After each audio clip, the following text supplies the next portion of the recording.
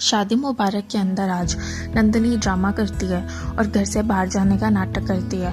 अर्जुन उसको रोकने की कोशिश करता है। नंदिनी कहती है कि वो इस घर के अंदर नहीं रुकेगी। यहाँ पे सभी लोग उसको पुरानी बातों के लिए कोसते हैं और उसका अपमान करते हैं, जबकि इसी बात के ऊपर अर्जुन कहता है कि वो भी फिर इस घर से बाहर जाएगा।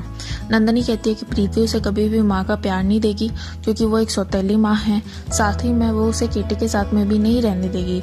लेकिन जब कुशाला ये सोचती है कि अर्जुन यहाँ से चला जाएगा तो वो बहुत ज़्यादा परेशान हो जाती है।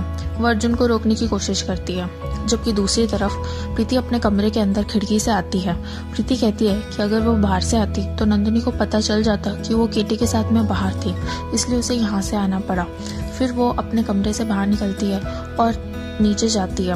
वह वहाँ पे जाके नंदिनी को ताने देने लगती है। नंदिनी कहती है कि प्रीति का झूठ अभी सबके सामने आया, लेकिन फिर भी वो अभी भी उसका अपमान कर रही है। केटी प्रीति को डांटने लगता है। कुशाला कहती है कि उन्हें प्रीति को घर से बाहर निकाल देना चाहिए। वो प्रीति का हाथ पकड़ती है और उसे घर से बाहर निकालने वाली होती है, पर इस समय प्रीति जो है वो अपना हाथ कुशाला से झटका लेती है और कहती है कि उसे इस घर से कोई नहीं निकाल सकता है। प्रीति कहती है कि यह घर उसका भी है और वह केटी की पत्नी है। वो मिसेस टिब्रेवाल है और उसकी ये जगह उससे कोई भी नहीं ले सकता। वो सोफे के ऊपर जाके बैठ जाती है। उसकी ऐसी हरकत को देख के सभी लोग हैरान और परेशान हो जाते हैं। वह कहती है कि अब अगर किसी ने उसे घर से निकालने की कोशिश की तो वो जाके पुलिस में कंप्लेन कर देगी।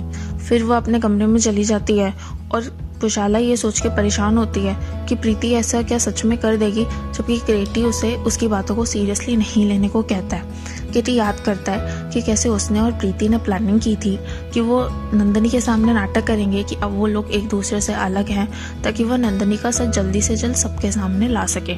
कि नंदिनी को भी ये शक है कि प्रीति और केटी उसके साथ में कोई खेल खेल रहे हैं। वो जाती है और सीसीटीवी फुटेज उनके कमरे की जाके चेक करती है।